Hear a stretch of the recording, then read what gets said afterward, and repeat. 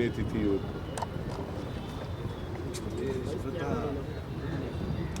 ಅವರು ಈ ದೇಶದ ಸ್ವಾತಂತ್ರ್ಯ ಬಂದ ಮೇಲೆ ಮೊದಲನೇ ಪ್ರಧಾನಿಯಾಗಿದ್ದರು. ಸುಮಾರು 17 ವರ್ಷಗಳ ಕಾಲ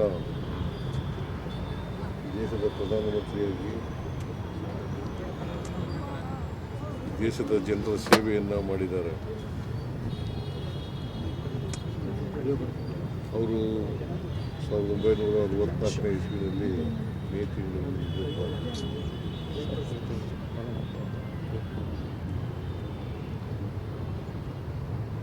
ಅವರ ಪುಣ್ಯತಿಥಿಯನ್ನು ದೇಶಾದ್ಯಂತ ಆಚರಣೆ ಮಾಡ್ತಾ ಇದ್ದೀವಿ.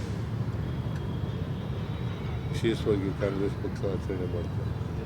ಮತ್ತು ನಮ್ಮ ಸರ್ಕಾರನೂ ಕೂಡ ಅವರಿಗೆ ಗೌರವ ಸಲ್ಲಿಸ್ತಕ್ಕಂಥ ಕೆಲಸವನ್ನು ಮಾಡ್ತಾ ಇದ್ದೀವಿ.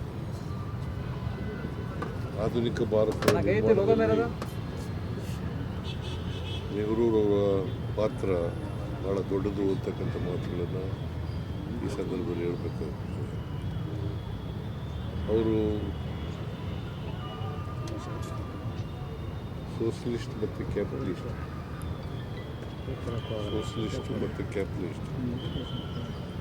ಅದರ ಮಧ್ಯೆ ಇರ್ತಕ್ಕಂಥ ಮಿಕ್ಸೆಡ್ ಎಕಾನಮಿಯನ್ನು ಮಾಡ್ತಾರೆ. ಹೆಚ್ಚು ಒತ್ತು ಕೊಡ್ತಕ್ಕಂಥ ಮಾಡಿದರು. ದೊಡ್ಡ ದೊಡ್ಡ ಇಂಡಸ್ಟ್ರಿಗಳು, ಡ್ಯಾಮ್ಗಳು ಈ ದೇಶದಲ್ಲಿ ಬರಬೇಕಾದ್ರೆ ಮತ್ತು ಶಿಕ್ಷಣದಲ್ಲಿ ಮತ್ತು ಕೋಆಪರೇಷನ್ನಲ್ಲಿ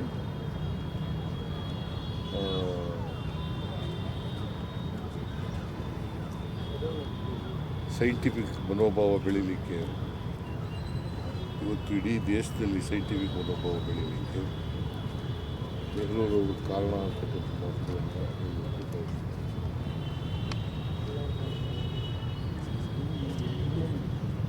ನೆಹರೂರವರು